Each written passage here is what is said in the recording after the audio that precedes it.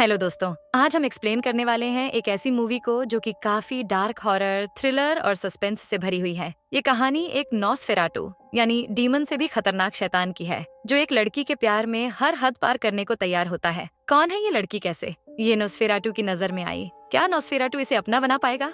आइए बिना देरी किए वीडियो की शुरुआत करते हैं। दोस्तों, कहानी की शुरुआत होती है एक अंधेरे घर से, जहाँ एलेन नाम की एक लड़की काफी उदास परेशान थी। एलेन बचपन से ही काफी अकेली रहती थी और अब यही अकेलापन इसकी उदासी की वजह भी बन गया था। ये किसी भी तरह अपनी बेरंग खाली जिंदगी को खुशहाल बनाना चाहती थी, इसलिए ये रात को आसमान की तरफ देखकर विश मांगती है और अपने पास किसी को बुलाती है, अब वो चाहे स्पिरिट हो या गार्डियन एंजल। लेकिन तभी इसकी ये विश पूरी हो जाती है और एक डरावनी आवाज में कोई रिप्लाई देता है। एक अनजान शख्स एलेन के सामने आता है और इसे बताता है कि वो अंधेरे से निकलकर इंसानों में आया है और इसके आने की वजह सिर्फ और सिर्फ एलेन ही है, क्योंकि उसने ही उसे बुलाया है और अब से वो सिर्फ उसकी है। एलेन भी अपने आप को इसे सौंप देती है और एंटिटी के साथ एक अलग दुनिया में पहुंच जाती है, जहां एंटिटी और एलेन दोनों इंटीमेट होते हैं। और फिर कुछ ही मिनट में ये एंटिटी एक डरावने रूप में आकर एलेन पर हमला कर देता है, जिससे एलेन बुरी तरह से डर जाती है और जब इसकी आंख खुलती है तो ये अपने बेड पर लेटी होती है। इसके बाद कहानी कुछ समय बाद की दिखाई जाती है।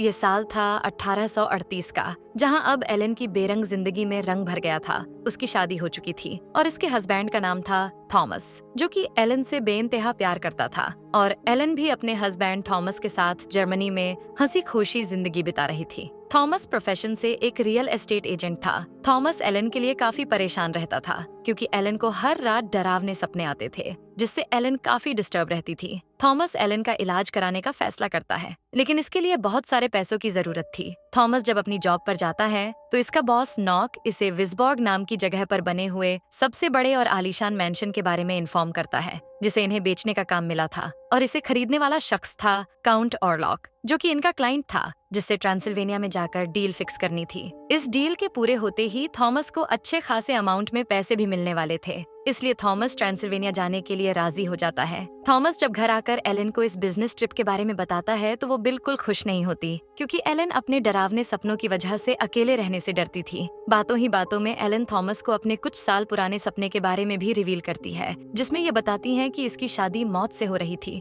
जिसके चलते बाकी लोग मारे गए। एलेन को लग रहा था कि अगर थॉमस उससे दूर हुआ तो जरूर कुछ बुरा होगा, लेकिन थॉमस डील से होने वाले प्रॉफिट का सोचकर एलेन को समझा बुझाकर ट्रिप के लिए निकल जाता है। लेकिन जाने से पहले एलेन को अपने एक खास दोस्त, जो कि काफी रिच था, उसके घर छोड़ आता है। इसका नाम था फ्रेडरिक, जो एलेन को खुशी खुशी घर में रख लेता है। फ्रेडरिक की वाइफ का नाम था एना और इनकी 2 बेटियां भी थीं, जिनके साथ एलेन काफी घुल मिल जाती हैं। एलेन अपने एक लॉकेट में अपने कुछ बाल रखती हैं और इस लॉकेट को थॉमस को देकर सफर के लिए रवाना कर देती है। कुछ देर में थॉमस अपनी मंजिल पर पहुंच जाता है और रात गुजारने के लिए एक होटल में रुकने का फैसला करता है। थॉमस जब आसपास के लोगों से काउंट ऑरलॉक के बारे में पूछताछ करता है तो सभी लोग उसका नाम लेने से मना करते हैं और थॉमस के साथ काफी रूड बिहेव भी करते हैं। खैर, कुछ देर बाद थॉमस को गुजारने के लिए होटल में एक रूम मिल जाता है, लेकिन यहाँ भी एक लेडी इसे काउंट ऑरलॉक के घर न जाने की सलाह देती है। थॉमस को समझ नहीं आता कि सब लोग काउंट ऑरलॉक से इतना डरते क्यों हैं। थॉमस इन बातों को इग्नोर कर सो जाता है, लेकिन रात में इसे बाहर से कुछ अजीबोगरीब आवाज सुनाई देती है और जब ये बाहर का नजारा देखता है तो हैरान रह जाता है, क्योंकि कुछ लोग एक नग्न महिला को घोड़े पर ले जा रहे थे। ये जिप्सीज कब्रिस्तान में जाते हैं और एक कब्र को खोदते हैं और इसमें मौजूद लाश को जैसे ही हर्ट करते हैं, इसमें से खून बहने लगता है और ये बुरी तरह तड़पने लगता है। थॉमस की जब सुबह आंख खुलती है तो ये सब इसे महज एक सपना लगता है, लेकिन कुछ ही देर में इसे यकीन हो जाता है, क्योंकि रात को जो भी हुआ वो रियलिटी थी। इसके बाद थॉमस काउंट ऑरलॉक से मिलने के लिए उसके घर जाने लगता है, लेकिन रास्ते में ये देखता है कि पूरे टाउन में सन्नाटा छाया हुआ है, जैसे यहाँ कोई है ही नहीं। वहीं दूसरी तरफ नॉक को दिखाया जाता है, जो कि कैंडल्स के बीचों बीच बैठकर कोई तंत्र मंत्र का जाप कर रहा था और पूरा नेकेड था। दरअसल नॉक जो था वो काउंट ऑरलॉक का मुरीद बन गया था और इसे ही पूज रहा था। कुछ दूर चलने पर थॉमस के सामने एक घोड़ा गाड़ी आती है, जो कि काफी रहस्यमयी थी, लेकिन थॉमस ज्यादा सोच विचार न करते हुए इसमें बैठ जाता है और काउंट ऑरलॉक के घर पहुंचकर उससे मुलाकात करता है। यहाँ व्यूअर्स को सिर्फ काउंट ऑरलॉक की शैडो टाइप दिखाई जाती है, लेकिन इसका लुक और इसकी आवाज काफी डरावनी फील होती है।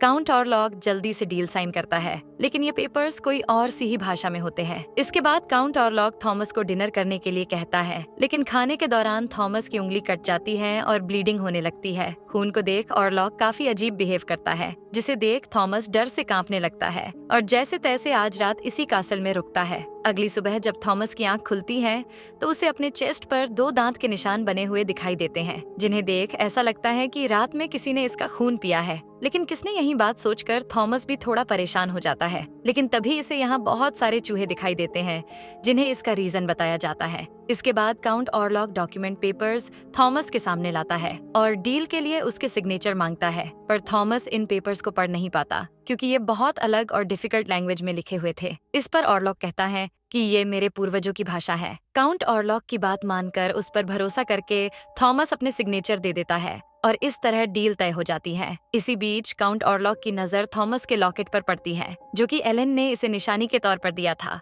काउंट ऑरलॉक इसे देखने के लिए मांगता है और थॉमस भी दे देता है, लेकिन इसे ये वापस नहीं मिलता। डील फिक्स होने के बाद ऑरलॉक थॉमस को कुछ गोल्ड कॉइन्स देता है। अब डील हो चुकी थी, इसलिए थॉमस यहाँ से घर वापस जाने के लिए कहता है, लेकिन इतने में ही इसकी आंख खुलती है और थॉमस को समझ नहीं आता कि ये सपना था या हकीकत। थॉमस जब अपने चेस्ट पर देखता है तो फिर से उसे 2 दांत बने दिखाई देते हैं और अब तो ये घाव और भी ज्यादा बढ़ गया था। थॉमस इस महल और काउंट ऑरलॉक से काफी डर चुका था, इसलिए ये यहाँ से निकलने की कोशिश करता है और पूरे महल को चेक करता है। इसी बीच घूमते घूमते ये एक सीक्रेट चैम्बर में भी एंटर करता है, जहाँ इसे काउंट ऑरलॉक की बड़ी सी शाही चेयर और एक ताबूत दिखाई देता है। थॉमस हिम्मत करके जैसे ही इस कॉफिन को ओपन करता है तो इसके पैरों तले जमीन खिसक जाती है, क्योंकि इस ताबूत के अंदर काउंट ऑरलॉक की ही डेड बॉडी थी, जो काफी खराब हालत में थी। ये सब देख थॉमस को यकीन हो जाता है कि काउंट ऑरलॉक कोई इंसान नहीं बल्कि बुरी स्पिरिट है, इसलिए ये बिना देरी किए इस पर हमला कर देता है। पर इतने में ही काउंट ऑरलॉक जाग जाता है और थॉमस को ही अपने कंट्रोल में ले लेता है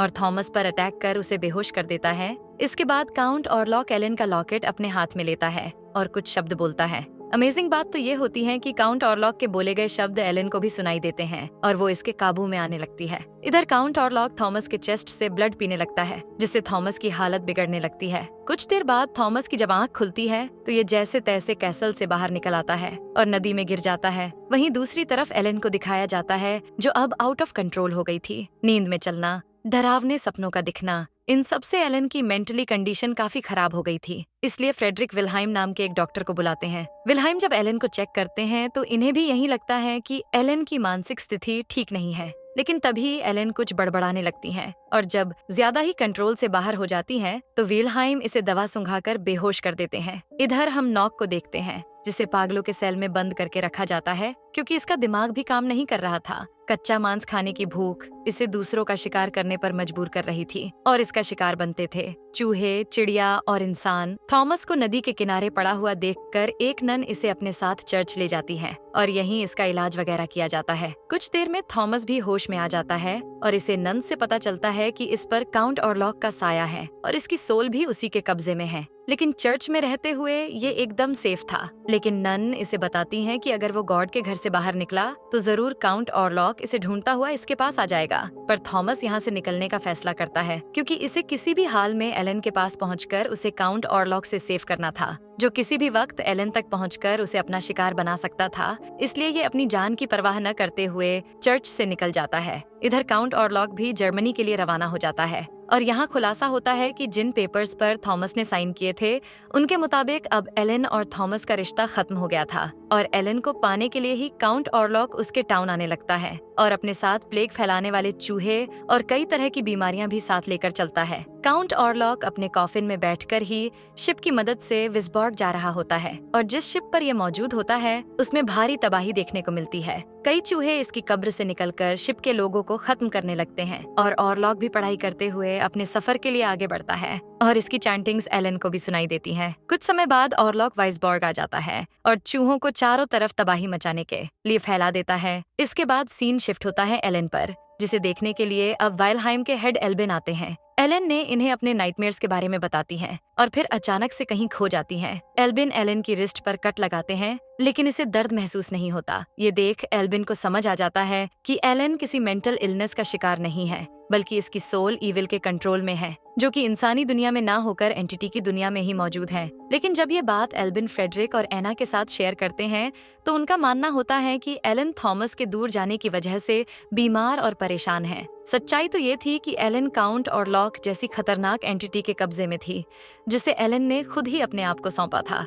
दोनों ने फिजिकल रिलेशन बनाया और इन दोनों के बीच एक अलग ही लव अफेयर हो गया। लेकिन थॉमस से शादी के बाद एलन ऑरलॉक से दूर होकर थॉमस के साथ रहने लगी, इसलिए अब ऑरलॉक एलन को लेने आ रहा था। इस बात का पता एलन को भी लग जाता है। थ्रू नाइटमेयर्स ऑरलॉक एलन को बताता है कि अगर वो अपनों को नहीं खोना चाहती तो उसे खुद को उसे सौंपना पड़ेगा। ऑरलॉक से मिलने के लिए नॉक भी अपने सेल से भाग जाता है और ऑरलॉक से मिलता है, जो नॉक को बताता है कि मैं एलन को उसकी मर्जी से पाना चाहता हूँ और इसके लिए मैं कुछ भी कर सकता हूँ। इसके बाद ऑरलॉक पूरे शहर में चूहों से प्लेग फैला देता है और बड़ी तादाद में लोग मारे जाते हैं। इधर थॉमस भी एलन से मिलता है, जिसकी हालत अब बहुत खराब थी। एल्बिन जब मरे हुए लोगों को एनालाइज करते हैं तो समझ जाते हैं कि ये सब प्लेग के साथ साथ अनीमिया की वजह से मारे गए हैं और इसमें ऑरलॉक का ही हाथ है। लेकिन फ्रेडरिक अब भी डीमंस पर यकीन नहीं करता। इधर थॉमस पर भी ऑरलॉक का साया था, इसलिए इसे भी डरावने सपने आने लगते हैं, जिनसे थॉमस बहुत ज्यादा डर जाता है और एलन को अपने आप से दूर कर देता है। इसके बाद एलन फ्रेडरिक की वाइफ एना के कमरे में जाकर उसके पास सो जाती है। लेकिन आधी रात को काउंट ऑरलॉक एलन से मिलने आता है और इसे अपने पास बुलाता है। एलन भी बेड से उठकर इसके पास चली जाती है और इससे कहती हैं कि मैं तुम्हारे साथ नहीं जा सकती, मैं तुमसे नहीं बल्कि थॉमस से प्यार करती हूँ। ये सुन काउंट ऑरलॉक थोड़ा गुस्सा हो जाता है और दोनों में बहस होने लगती है। काउंट ऑरलॉक इससे कहता है, तुमने ही मुझे बचपन में बुलाया था और वादा किया था कि तुम हमेशा मेरे साथ ही रहोगी और अब तुम्हें अपना वादा पूरा करना ही होगा। साथ ही काउंट ऑरलॉक इसे ये भी बताता है कि मैंने थॉमस और तुम्हारा डाइवोर्स करवा दिया है। थॉमस ने भी डाइवोर्स पेपर पर साइन कर दिए हैं और उसने तुम्हें अब मुझे सौंप दिया है और मैंने तुम्हारी कीमत भी उसे दे दी है। लेकिन एलन को काउंट ऑरलॉक की किसी भी बात पर यकीन नहीं होता, क्योंकि ये जानती थी कि थॉमस कभी भी उसे नहीं छोड़ेगा। लेकिन काउंट ऑरलॉक की बात भी सच थी, क्योंकि जिन पेपर्स पर थॉमस ने अनजाने में साइन किए थे वो यही डील थी, जिसमें थॉमस और एलन को अलग कर दिया गया था और इसके बदले काउंट ऑरलॉक ने उसे कुछ सोने के सिक्के भी दिए थे। काउंट ऑरलॉक एलन को साथ चलने के लिए कहता है और अगर इसने ऐसा नहीं किया तो फिर ये इसके सभी करीबियों के साथ साथ थॉमस को भी मार देगा। इतने में ही एलन की आंख खुल जाती है और ये जब एना को देखती है तो उसे चूहे खा रहे होते हैं। जल्दी एना को हॉस्पिटल में शिफ्ट किया जाता है, जिसके बाद एना मेंटली काफी डिस्टर्ब दिखाई देती है। एलन के आने के बाद घर में काफी सारी परेशानियां आ रही थीं। यही सब सोचकर फ्रेडरिक एलन और थॉमस को घर से चले जाने को कहता है। एलन फ्रेडरिक को समझाने की कोशिश करती है, लेकिन ये इसकी कोई भी बात नहीं सुनता। इधर हम एल्बिन को देखते हैं, जो कि विल्हाइम के साथ उसी शिप पर पहुंचते हैं जिसमें ऑरलॉक यहाँ आया था। जरेनिया लाशों का ढेर लगा था और किसी भी लाश में एक बूंद भी ब्लड नहीं बचा था। एल्बिन जानते थे कि ऑरलॉक के बारे में सिर्फ और सिर्फ नॉक से ही पता चल सकता था और जब ये नॉक के केबिन में जाते हैं तो इन्हें काउंट ऑरलॉक से जुड़ी एक किताब मिल जाती है, जिससे एल्बिन को ऑरलॉक के बारे में काफी कुछ जानने को मिलता है। जैसे काउंट ऑरलॉक एक नॉस्फेराटू था, जो कि काफी ज्यादा खतरनाक होता है। एल्बिन ने कई डीमन से डील की थी, लेकिन नॉस्फेराटू का ये केस पहली बार इनके सामने आया था, इसलिए ये इसे हैंडल करने के लिए फ्रेडरिक की हेल्प लेने का फैसला करते हैं।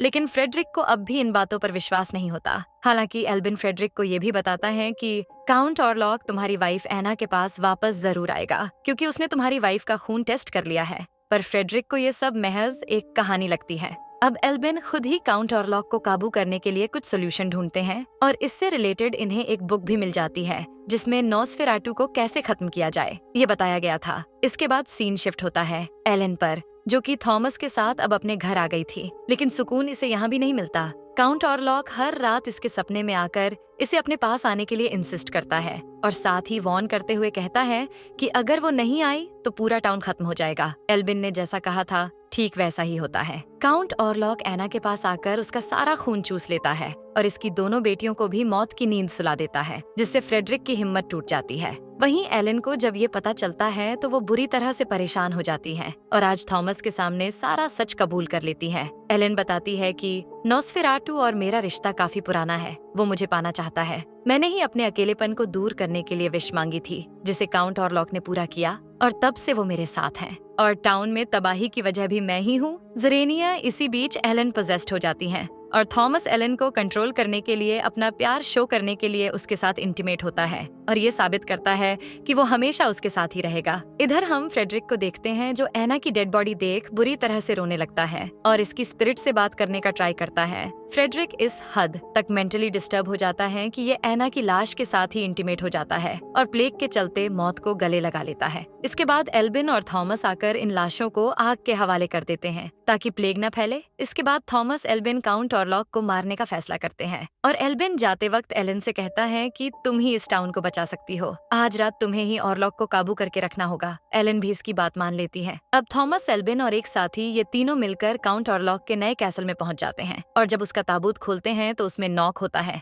जिसे ये मार देते हैं और समझ जाते हैं कि जरूर काउंट ऑरलॉक नॉक को यहाँ लेटाकर एलन के पास गया है। इधर एलन भी अच्छे से तैयार होकर समन करके काउंट ऑरलॉक को अपने पास बुलाती है और कुछ ही देर में नॉसफेराटू इसके पास आ जाता है जो कि एलन को हद से ज्यादा प्यार करता था। नॉसफेराटू के आते ही एलन इससे कहती है कि मैं अपना वादा पूरा करने के लिए तैयार हूँ। एलन अपनी मर्जी से नॉसफेराटू को अपना लेती है और यही नॉसफेराटू भी चाहता था। दोनों यहाँ एक दूसरे को किस करते हैं और फिर नॉसफेराटू एलन के करीब आने लगता है और इसके साथ इंटीमेट होने लगता है और एलन भी इसके खिलाफ नहीं होती। इसके बाद नॉसफेराटू एलन के चेस्ट पर अपने दांत गड़ा देता है और इसका खून चूसना शुरू करता है और इस तरह दोनों ये रात एक साथ गुजारते हैं और कुछ देर बाद सूरज की किरणें टाउन में फैलने लगती हैं। जैसे ही ये किरणें खिड़की से होती हुई नॉसफेराटू पर पड़ती हैं, नॉसफेराटू बुरी तरह से जलने लगता है और यही एलन का प्लान था। दरअसल नॉसफेराटू को सूरज की किरणें ही जलाकर मार सकती थीं। यही वजह थी कि सूरज की रोशनी से छिपने के लिए नॉसफेराटू अपने कॉफिन में रहता था और रात में ही बाहर निकलता था।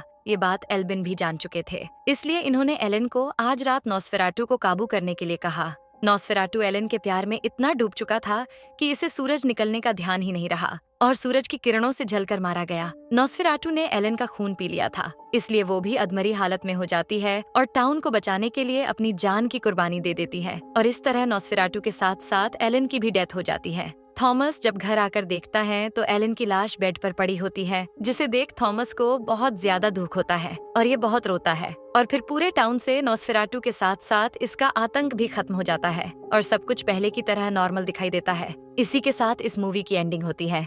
तो दोस्तों, कैसी लगी मूवी? मिलते हैं नेक्स्ट वीडियो में। तब तक के लिए bye bye and take care.